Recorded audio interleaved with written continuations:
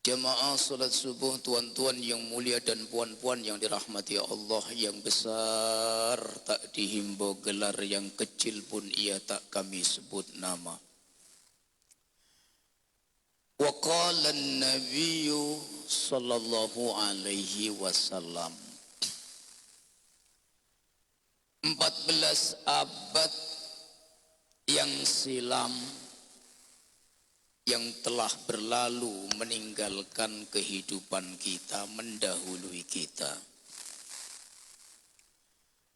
Habibuna Rasulullah sallallahu alaihi wasallam, beliau pernah bersabda, faqad bayyana an-nabiy sallallahu alaihi wasallam, Nabi pernah memberikan penjelasan bayan, akhbar, berita. Apa kata beliau sallallahu alaihi wasallam? Mamata ala syai'in ba'asallahu alaihi. Jadi barang siapa yang diwafatkan oleh Allah Subhanahu wa ta'ala dalam satu kondisi tertentu, maka kelak di hari kiamat Allah akan bangkitkan ia dalam kondisi sebagaimana ketika ia dimatikan oleh Allah.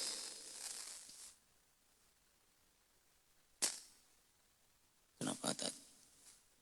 Saya kalau ada hulu hilir itu jadi nggak fokus juga nih Pak. Saya pikir mau ngasih saya minum. Boleh ganti yang pakai kabel Ustaz?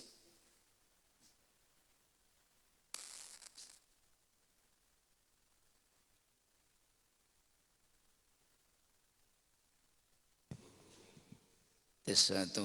Nah.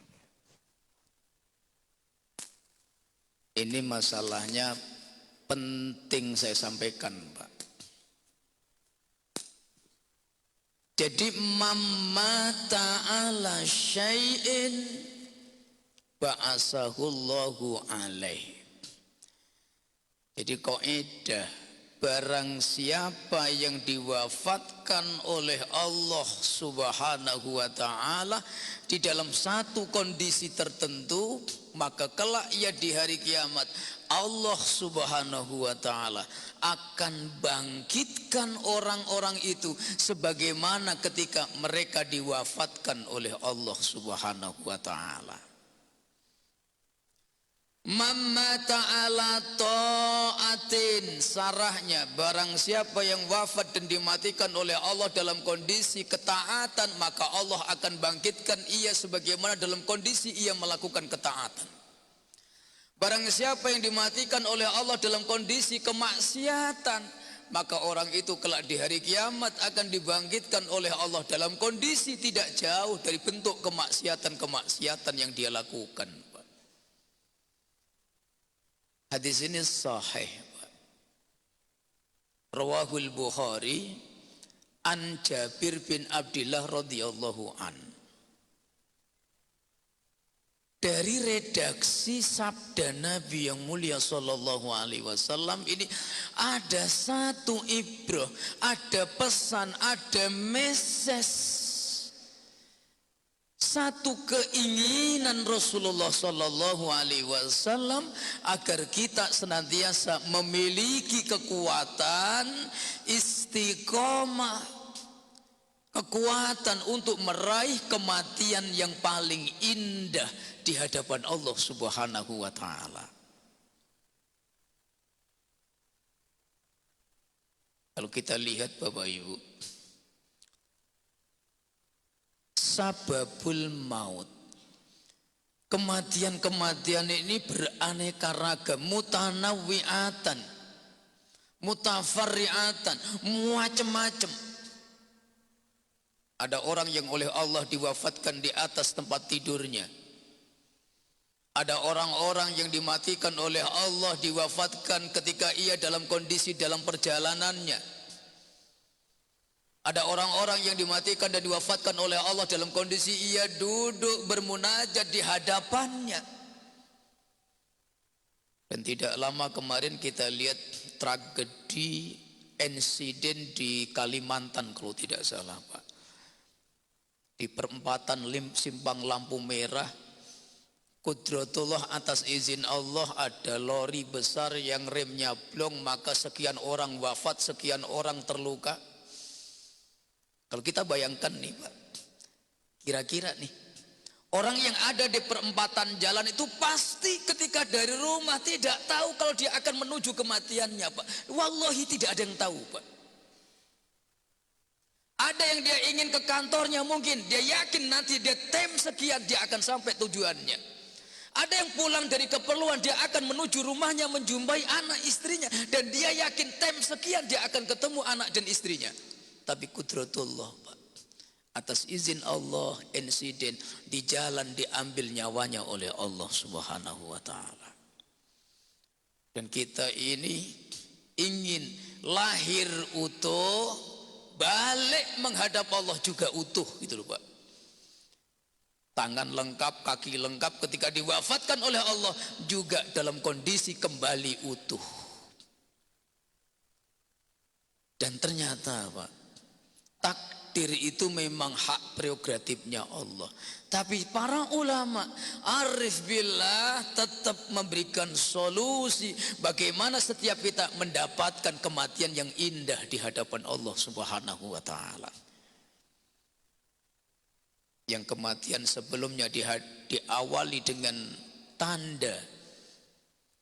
Ada simah, ada tanda yang kita bisa melihat bahwa kita ini tidak akan lama akan diambil oleh Allah Subhanahu wa ta'ala. Dan ini kematiannya para wali-wali Allah nih Pak.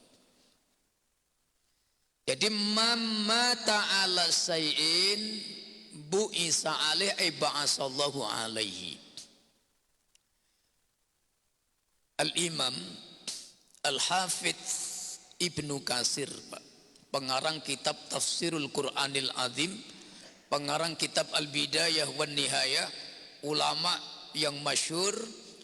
Beliau ketika lamma fassara ayat surati Ali Imran Pak, 102. Jadi ketika Al-Imam Ibnu Katsir mentafsirkan surah Ali Imran ayat 102, ya ayyuhalladzina amanu taqullaha haqqa tuqatih wa la tamutunna illa wa antum muslimun. Ayat ini yang sering diulang-ulang ketika khutbah Jumat. Pengajian diawali ini ayat menjadi muqaddimah iftitah. Apa kata para ulama? Man asya'ala syai'in mata alaih wa man mata ala syai'in bu'isa alaih. Barang siapa yang di dalam hidupnya aktiviti kesibukannya lebih banyak dominannya disibukkan dengan perkara sesuatu perkara, maka ia akan dimatikan oleh Allah, tidak akan jauh dari kesibukan yang ia sukai tersebut Pak. Dan barang siapa yang dimatikan dalam kondisi itu, maka dia akan dibangkitkan tidak akan jauh dari bentuk keadaan daripada ia dimatikan oleh Allah. Man asa ala syai'in, barang siapa yang dalam hidupnya waktunya ia menyukai satu kegiatan dan dia istiqomah mengalahkan kegiatan akhiratnya, maka Allah akan matikan dia, tidak akan jauh dari keadaan kegiatan itu Pak. Man asa ala syai'in mata alaih. Ini sahih Bapak Ibu. Orang yang ahli sedekah, istiqomah dia sedekah, memasukkan menyenangkan orang lain, idkhalus sururi fi qulubil ghair. Dia suka menyenangkan sesamanya, membantu sesamanya, mengeluarkan sebagian hartanya. Maka Allah Subhanahu wa ta'ala akan wafatkan ia, tidak akan jauh dari kondisi sedekah dan infaknya. Ini sunnatullah Pak. Ahlul Quran, orang yang suka membaca Al-Quran, suka menghafal Quran, suka dawam di pada Al-Quran, suka mengkajinya, mengamalkan isinya, maka ia kemana-mana ma'iyah bersama Quran, dia tidak akan jauh diwafatkan oleh Allah daripada Al-Qurannya. Mamata man asya ala syai'in mata alaih. Demikian juga sebaliknya, orang yang suka ngomel, merepet ke suaminya. Hati-hati ibu. Suami pulang, dia udah, bang, kau tengok jam tak? Suami salah dikit, ini dasar. Nggak dipakai akalnya. Bapak ini bagaimana? Bu, orang kalau perempuan suka punya kebiasaan ngomelin suami, nengking suami, maki suami, sumpah serapah suami, insya Allah dia tidak akan jauh dimatikan oleh Allah dari dalam kondisi ngomelnya kepada suami. Hati-hati bu, pas ngomelin suami bang, malaikat Israel datang, begitu. Kira-kira masuk surga apa neraka? Bu, surga apa neraka? Kalau suaminya ridho surga, cuman susah nyari suami yang begitu ridho ketika diomelin sama istri. Ada sebagian model tipologi laki-laki, kalau diomelin tuh diem kagak jawab, tapi diem juga dia nambah istri lagi, itu masalah. Hati-hati bu, ini serius. Jadi jangan dikira laki-laki diem itu diem takut, kadang diem ngatur strategi. Bukan bawa-bawa di sinilah ini. Dekat kuburan Sambo sana. Kalau di sini soleh semua insya Allah. Baik. Pertanyaannya adalah bagaimana kaifiyat khutuwatnya, langkah untuk mencocokkan muwafaqah bainal antara kehidupan dan kematian ini loh Pak. Ini Pak, tugas kita itu ketika kita belajar sirah, mencontoh kehidupan Nabi, mencontoh kehidupan para sahabat, hidupnya penuh dengan ketaatan, wafatnya juga dengan ketaatan. Ini loh yang kita transfer Pak. Hatta qala Nabi sallallahu alaihi wasallam, al-a'malu bi khawatimiha. Amal manusia itu ditentukan di ending titik akhirnya, apakah dia mengamalkan amaliyah yang baik ataukah amaliyah yang buruk. Al-a'mal bi khawatimiha, amal manusia yang dicatat oleh Allah husnul khatimah apakah su'ul khatimah, tergantung amal yang terakhir yang dia lakukan, apakah dia melakukan ketaatan atau sebaliknya dia dalam kondisi bermaksiat di hadapan Allah, waliyadu billah. Dan ternyata para ulama memberikan di antara solusi agar ada kesesuaian antara kehidupan dan ending di saat kita akan menjumpai kematian, maka fa'aksir bis sholati ala nabi sallallahu alaihi wasallam, maka perbanyaklah membaca sholawat dan tingkatkan rasa cinta hubbin nabi sallallahu alaihi wasallam. Jadi solusinya dua Pak, cinta kepada nabi, sholawat kepada nabi sallallahu alaihi wasallam. Ini rahasia sholawat, rahasia duduk di majelis sirah an-nabawiyah, ada hub kecintaan kepada Nabi. Apalagi kalau kami menyampaikan kajian sirah, Bapak Ibu sambil mendengarkan, sambil bersolawat kepada Nabi. Nah ini wasilahnya, ini medianya agar ada kesesuaian, munasabatan, muwafaqatan antara kehidupan kita di dunia dan ketika kita akan diwafatkan oleh Allah Subhanahu wa taala. Jadi sholawat. Jadi jangan sepelekan sholawat. Jangan anggap ngaji sirah hanya mendapatkan ilmu, tapi ada sebab-sebab, ada asror yang Allah akan berikan kepada kita. Yang pertama, sababul linailil istiqomah. Orang yang banyak membaca sholawat, mencintai Nabi dengan benar, mengkaji sirahnya dengan benar, maka Allah akan berikan istiqomah. Kita baca solawat, ngaji sirah dengan benar, cinta Nabi dengan benar, nah maka Allah akan perbaiki ibadah-ibadah kita yang lain dengan berkahnya solawat, Pak. Sepakat ulama. Solawatnya dikencengin, nanti Allah kuatkan, kejamaahnya juga kuat. Orang ahli solawat pasti ahli solat, Pak. Karena Allah akan perbaiki ruhani orang itu dengan sebab solawatnya kepada Rasulullah Sallallahu Alaihi Wasallam. Orang yang pelit, tapi kok dia masih mau bersolawat dengan solawat yang banyak, solatan katsirah, insya Allah pelitnya lama-lama akan hilang. Kenapa? Ruhaninya akan diperbaiki oleh Allah. Solawat yang kita baca akan memperbaiki rohani, menjadikan wujudul istiqomah. Jadi kita dibuat oleh Allah konsisten istiqomah di dalam ketaatan-ketaatan yang lain, Pak.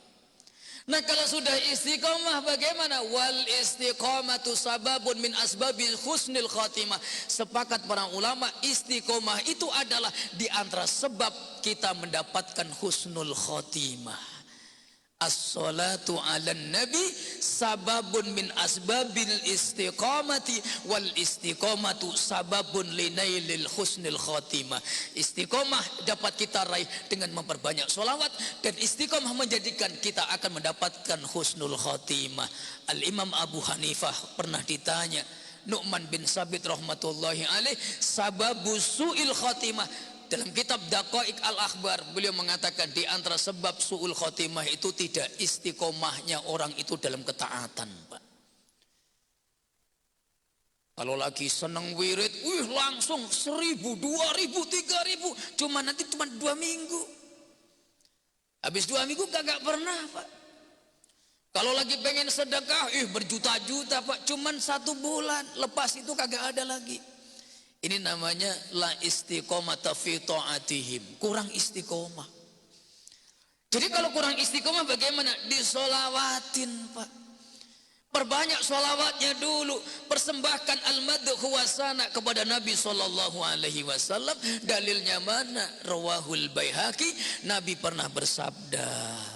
Hadis ini sahih, diriwayatkan oleh Al-Imam Al-Baihaqi dalam kitab Sunanul Kubra, dalam kitab Syu'abul Iman.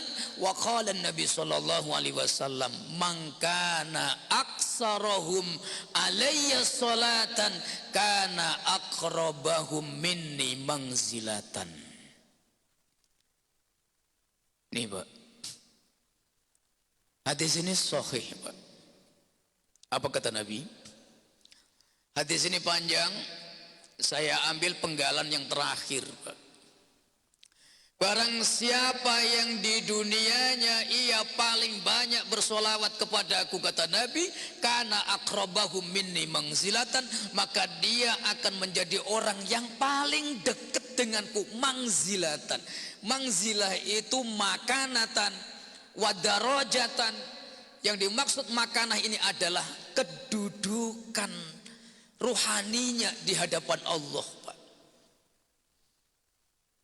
Jadi orang yang banyak sholawat itu ruhaninya ditarik oleh Allah, diangkat oleh Allah pada satu kedudukan makomat yang diagungkan oleh Allah, dan itu dekat dengan kedudukannya Nabi Shallallahu Alaihi Wasallam, Pak. Sedangkan makom itu kedudukan, bukan makam kuburan, Pak. Itu beda. Jadi makam di sini itu kedudukan. Jadi setiap orang itu likulli syai'in qadrun. Setiap sesuatu itu punya ukuran. Setiap sesuatu itu punya kedudukan.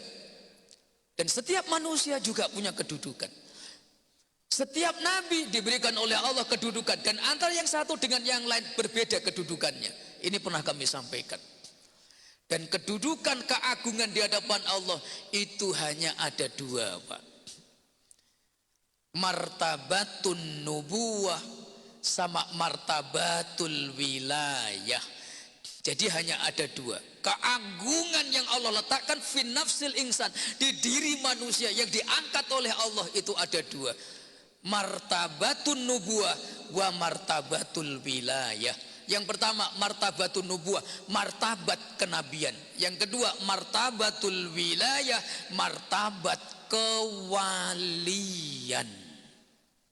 2, Pak. Nah, orang-orang atau hamba Allah yang mukhtarun dipilih oleh Allah menjadi nabi, maka ini a'dhamud darajah, paling tinggi kedudukan. Tidak ada kedudukan yang mengalahkan kedudukan nabi dan rasul, Pak. Dan setiap nabi dan rasul dipilih lagi oleh Allah, ternyata tidak sama. Ada nabi yang disebut kisahnya, ada nabi yang tak disebut kisahnya, ada nabi yang diagungkan setinggi-tingginya oleh Allah, ada ulul azmi yang 5, ada pemimpin setiap semua utusan Rasulullah Muhammad SAW. Jadi ada rasul, ada nabi. Ini martabat, namanya darajah martabatun nubuwah. Di bawahnya nabi, orang-orang soleh yang ditarik oleh Allah, dicintai oleh Allah, maka mereka mendapat kedudukan namanya martabatul wilayah, kewalian, Pak. Kita ini harus punya cita-cita untuk jadi walinya Allah, Pak. Harus menjadi kekasih. Aulia itu maknanya kekasih. Nah, wali ini martabatan wa makanatan.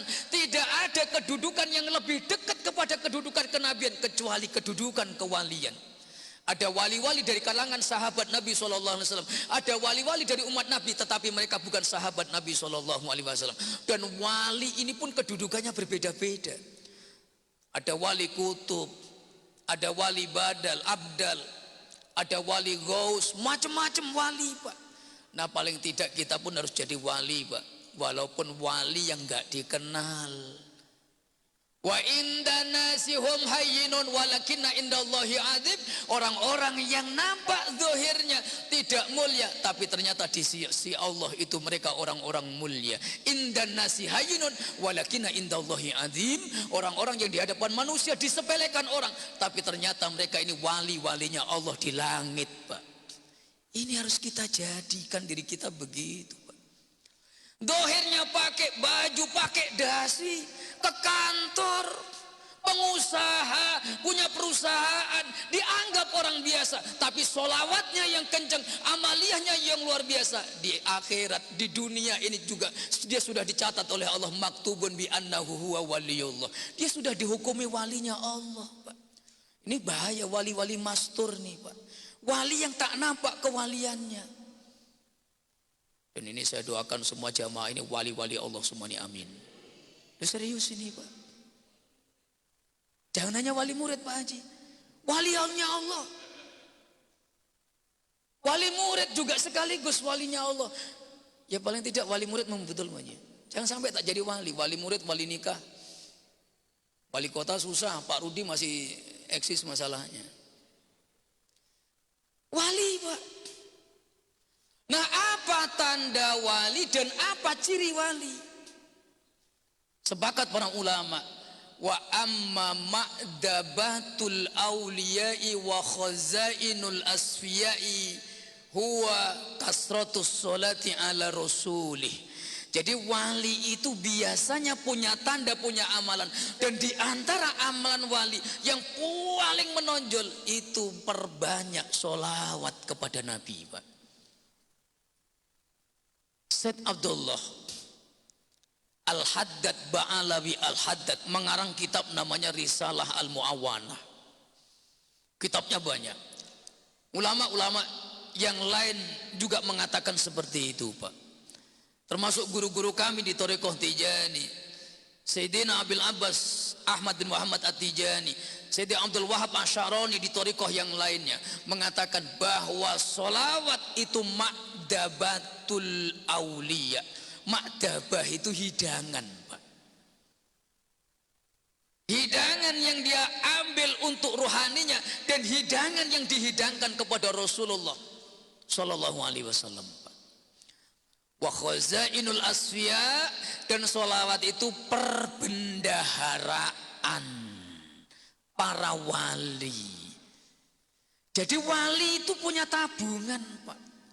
Mereka menabung amal soleh dan paling dominan mereka menabung amal solawat. Setiap hari dia buat 1000, dia setiap hari 2000, dikumpulkan, dia simpan di mana? Fi khazaini min khazainillah, di perbendaranya Allah, di sisinya Allah yang nanti di akhirat akan menjadi bekal sebab Allah ridho kepada mereka.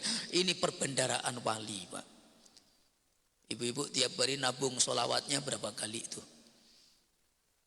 Lebih banyak mana, nabung duit apa nabung solawat? Begini ibu-ibu.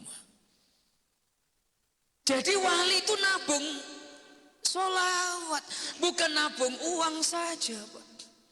Nah, bagaimana tabungan uangnya wali? Dititipkan fakir miskin, dititipkan fukara, fakir, miskin, yatim. Ini tabungannya, hartanya wali.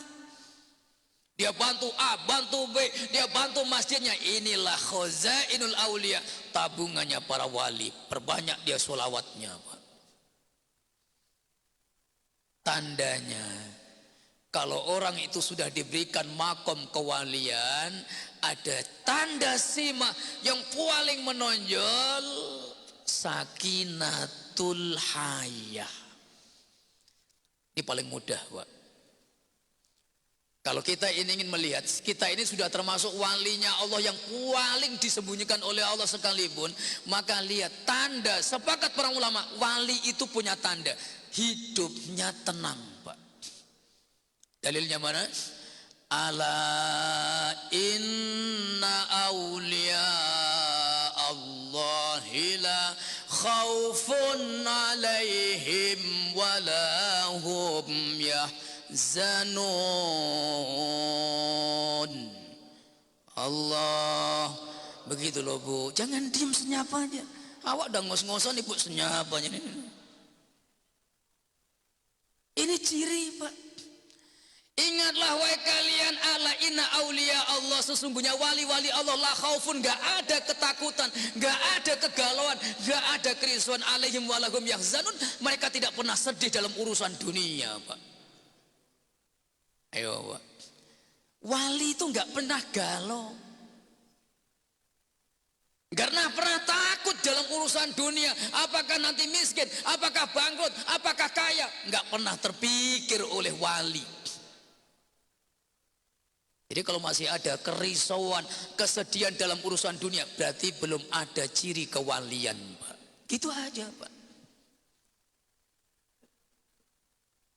Bu, Bu, Assalamualaikum.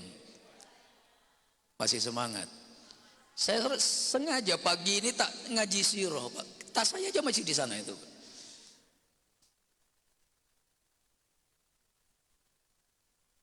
Kalau tanda wali itu enggak galau, ibu-ibu sudah layak belum disebut wali, Ibu? Begini lagi. Insya Allah Pak Ustadz, saya tidak akan risau. Allah berikan rizki sedikit, alhamdulillah. Banyak, syukur-syukur, alhamdulillah. Tak boleh sedih. Ini ciri kewalian. La khaufun alaihim walahum yahzanun. Wali itu dia senantiasa tenang, sakinah hidupnya. Kenapa? Dijamin oleh Allah, Pak. Makanya ini serius ini, Pak. Pokoknya gak takut urusan dunia. Kalau ustadznya bilang minta A, jangan takut, nyenangkan ustadznya. Nyenangkan ustadz itu sedekah pahala, Pak. Idkhalu surur fi qalbil mu'min sedekah, memasukkan kesenangan di dada orang beriman itu sedekah. Apalagi orang alim, pahalanya berlipat-lipat. Kalau ustadznya bilang, Pak pagi ini mancing, oh berangkat, mau perusahaan, ini Pak Ustadz, jangan takut. Wali saya, oke Pak Ustadz, wali nih, oke dunia, sekarang senangkan Pak Ustadz dulu, oke gitu. Tak usah telepon sana sini dulu, ini wali masalahnya. Enggak, ini bercanda aja, Pak, ya. Enggak, ini serius, Pak. Jadi wali itu hidupnya tenang. Yang kedua, insya Allah matinya husnul khotimah. Saya ingin cerita sedikit, Pak. Ini waktu saya tak cukup sebetulnya. Cuma satu aja, Pak, saya sampaikan. Di abad ketiga 300 Hijriah, tepatnya di 247 Hijriah, itu pemerintahan Daulah Islamiyah masih dipegang dinasti Abbasiyah, Pak.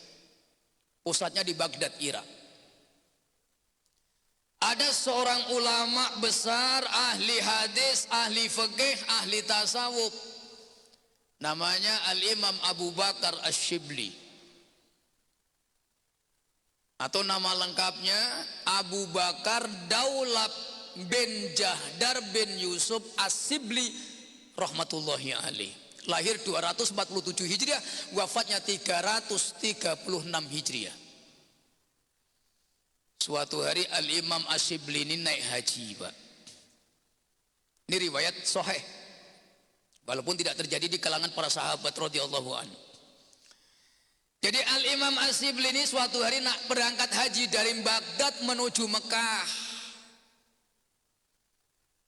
Wa fi asna'i thariq, dan di tengah perjalanan beliau mendapat musibah. Salah satu pengiringnya itu wafat. Karena beliau ulama besar, itu kalau kemana-mana pasti bawa rombongan, dikawal sama santri. Di Indonesia pun begitu, kalau kiai besar itu kemana-mana pasti bawa santri, ada santrinya begitu. Kalau saya ini kan ustadz kecil, Pak, jadi kok Pak Ustadz gak ada pengawalnya? Saya dikawal malaikat aja lah, Pak. Biasanya kan begitu, kemana-mana kiai ada yang bawa bukunya, bawa tongkatnya, bawa begitu. Tapi insya Allah kalau saya udah 60 tahun saya bawa santri juga, insya Allah nanti, amin. Jadi santrinya ini ada yang meninggal, Pak. Kemudian Al-Imam Asy-Syibli menunaikan fardu kifayahnya, dimandikanlah santrinya ini, dan langsung tangan beliau sendiri yang memandikan. Ketika santri ini dimandikan, Pak, tiba-tiba santri ini agak gelap kulitnya. Tapi tidak lama istanar, tubuhnya santri ini berkilauan, bercahaya, dan itu menyilaukan pandangan matanya Al-Imam Abu Bakar Asy-Syibli. Summa ta'ajjaba, sampai beliau bingung, heran, kagum, ini anak muridku ini apa amalannya ini. Setelah itu selesai dimandikan, dikafanin, terus digalikan kuburan, dimakamkanlah sang santri ini, Pak. Perjalanan dilanjutkan, Al-Imam Asy-Syibli itu tertidur, Pak. Al-Imam Abu Bakar Asy-Syibli kemudian mimpi, ra'aituhu fi manami, aku lihat muridku yang meninggal tadi ketemu dalam mimpi. Wasa'altuhu, dan aku bertanya kepadanya, wahai muridku, apa sebabnya ketika aku mandikan jenazahmu kok tiba-tiba gelap, tapi tiba-tiba bercahaya yang begitu terang menyilaukan mataku ini, wahai muridku. Waqala, muridku ini menjawab, kata Imam Asy-Syibli, wahai ya syekhi, guruku, ketika engkau mulai buka tubuhku, Allah perlihatkan dosa-dosaku yang kuperbuat selama ini, maka nampaklah gelap tubuhku. Tapi datang wajahani Rasulullah, ketika engkau mandikan tubuhku, Nabi datang membawa cawan yang di dalamnya ada air, dipercikkannya lah air itu di tubuhku, maka bersinarlah wajahku. Apa kata Imam Asy-Syibli? Terus apa sebabnya Nabi sampai datang ketika engkau dimandikan, sampai Nabi begitu sayang kepada engkau? Faqala, dia menjawab, sebabnya aku banyak bersolawat kepada Rasulullah sallallahu alaihi wasallam. Insyaallah, yang punya dosa pun dihilangkan dosanya.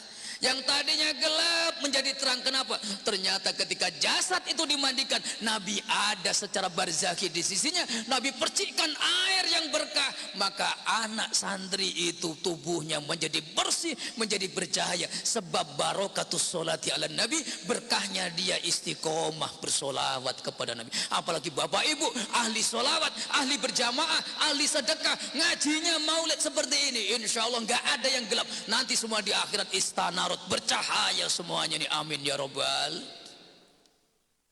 Seneng nggak kira-kira, Pak? Seneng, Pak. Ibu-ibu seneng ngomong nggak, Bu?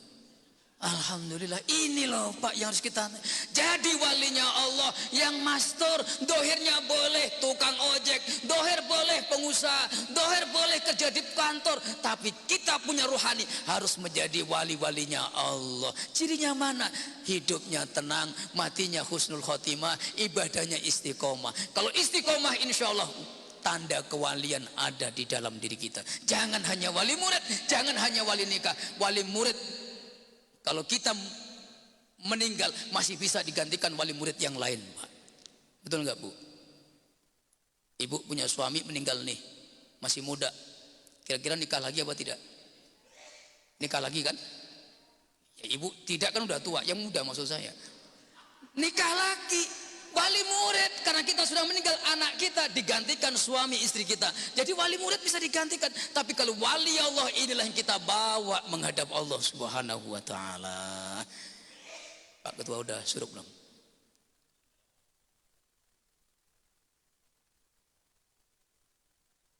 Empat menit.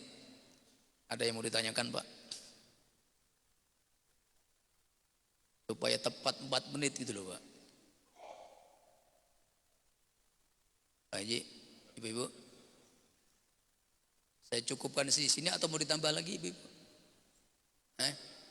Begini.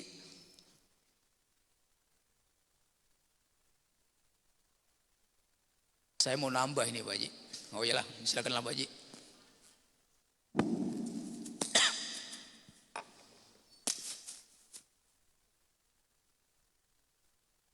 Bismillahirrahmanirrahim. Assalamualaikum warahmatullahi wabarakatuh. Ustadz mau tanya ini, apabila seorang istri ataupun suami yang telah meninggal, sesudah meninggal suami atau istri itu, dia nikah lagi, dan nikah lagi itu apakah nanti di akhirat bisa berjumpa lagi ataupun itu pasangan hidupnya nanti di akhir, Ustaz? Demikian, terima kasih. Assalamualaikum warahmatullahi wabarakatuh. Salam. Saya mau jawab detail, cobaan takut ibu-ibu tersinggung, Pak Haji. Ini hadis riwayat Tirmidzi, jelas, Pak Haji. Wa kana ahlul jannah, ahli surga itu kalau idza dakhalal jannah, ketika masuk surga, wa ma'ahu zaujatani 2 istri, itu min ahli dunia. Jadi setiap penduduk surga itu masuk ke dalam surga itu langsung dinikahkan oleh Allah dengan 2 perempuan ahli dunia, bukan perempuan bidadari. Itu aqallul had, minimum, maksimalnya wallahu a'lam. Jadi ahli surga laki-laki beledeng masuk surga itu langsung gandeng sebelah kanan istri, sebelah kiri istri, dan itu dari kalangan anak Adam. Oh, ibu-ibu sudah mulai begini. Oh, ini Ustadz memprovokasi ini. Bukan, ini hadis. Nah, 2 istri ini dari kalangan dunia. Pertama, man dakhalal jannah, orang laki-laki masuk surga, istrinya masuk neraka, maka dia tidak bertemu dengan suami dan istrinya tidak bertemu, maka Allah berikan dia istri-istri yang lain dari kalangan manusia, liman sya'a, yang dikehendaki. 1. Yang kedua, dia masuk surga, istrinya masuk surga, maka dinikahkan lagi oleh Allah di surga dan ditambahkan perempuan yang bukan istrinya. Oh, the best. Enak tuh, Pak Haji. Masuk surga bawa istri, ada perempuan lain datang dan itu bukan istri kita di dunia. Tapi jangan dibayangkan, jangan-jangan istri RT itu kali, bukan. Gak boleh dibayangkan. Nah, syaratnya iltiqa, pertemuan ini 1, sama-sama ahli ibadah. Suami istri ahli ibadah, maka dia bertemu di akhirat di surganya Allah. Yang kedua, bagaimana kalau dia meninggalnya, setelah meninggal suami dia nikah dengan laki-laki lain? Ada satu riwayat, perempuan ini disuruh milih. Kalau ternyata 2 suami ini dua-duanya di surga, dia disuruh milih, kau ikut suamimu yang pertama atau engkau ikut suamimu yang kedua. Maka perempuan ini memilih, oke lah ya Allah, aku ikut suami hamba yang kedua aja. Oke, tak masalah. Di surga nggak ada masalah, Pak Haji. Ibu-ibu juga nggak masalah. Kenapa? Oke lah ya Allah, aku ikut suami hamba yang pertama. Rupanya suami pertama udah ada 4 di kanan kirinya. Macam mana? Nggak masalah. Di surga nggak ada kecemburuan, Pak. Nah ibu pengennya mana? Masuk surga ikut suami atau ikut suami orang? Ini pilihan lo. Kalau ikut suami, bawa suami supaya ke masjid, dorong dia, bukan didorong supaya jatuh, bukan, dorong supaya dia aktif juga beribadah kepada Allah. Bang, kau ikut jadi istri aku nanti di akhirat apa tidak, bang? Maksud lu apa? Kalau engkau mau tetap jadi suamiku nanti di akhirat, bang, kau berjamaah lah di masjid, bang. Giliran orang mancing kau berangkat, giliran orang kewes kau ada, tapi jamaah kau tak ada, macam mana, bang? Malu aku. Macam mana kalau nanti aku jadi suaminya ustadz yang ceramah itu? Aku yang suka, pak. Bapak yang celaka nanti. Kalau gua mah terima-terima aja. Oke, saya terima. 5 tak masalah. Cuman kan kasihan sampean. Di dunia sampean nafkain, belikan emas. Tiba-tiba di akhirat nggak jadi istri lagi. Rugi apa tidak, bu? Bawa suaminya supaya mentaati Allah. Kalau bapak-bapak gimana, pak? Pengen nggak istri kita itu jadi istri kita lagi di surga? Ya kita bawa dia taat gitu loh, pak. Sholawat kita banyak dia sholawat. Supaya apa? Masuk surga dia pegang tangan kita, sebelah tangan kiri kita. Nah, ini wallahu a'lam, urusannya Allah lah ini, pak. Ibu-ibu jadi kalau begitu ngapain gua jadi ini? Enggak lah, bu. Ini memang di dunia itu beda dengan alam akhirat. Saya pernah ditanya Pak Haji, ada ibu-ibu nanya ke saya, Pak Ustadz, macam mana hukumnya laki-laki yang ditinggal mati belum iddah, laki-laki nggak pakai iddah, bu, kok langsung menikah? Itu apa istrinya di alam kubur nggak cemburu? Saya jawab, alam kubur itu gambaran suratun sogiratun min hayatil akhirah. Alam kubur itu gambaran kecil alam akhirat. Barang siapa yang diberikan nikmat oleh Allah di alam kuburnya, maka itu ibarat seperti orang mendapat 1/4 nikmatnya surga. Bu, masuk liang lahat, ibu mendapat satu fasilitas raudhatun min riyadil jinan, di taman-taman surganya Allah. Kira-kira masih ingat suami di dunia enggak? Enggak ingat. Dia udah nggak peduli, suami gua mau nikah berkali-kali, lantak lah kata orang Melayu, aku nggak peduli. Kenapa? Di barzahnya udah nikmat. Tak ada, nanti ku cekik kamu, aku jadi uka-uka, itu nggak ada. Itu TV, stasiun siaran, tayangan TV. Itu yang kadang jadi pikiran ibu-ibu. Bukan. Di akhirat dikubur, bu, masuk liang lahat, masuk barzah nikmat, ibu lupa sama keluarga. Paling kalau ahli keluarganya seneng, ibu ikut seneng. Nengok suami nikah lagi kok bahagia, alhamdulillah ya Allah. Mendiang apa suamiku habis suami hamba di dunia, kok buat dia senang ya Allah. Dulu waktu hamba hidup dia minta nikah lagi, nggak pernah hamba izinkan ya Allah. Sekarang dia bebas ya Allah, kan begitu, bu.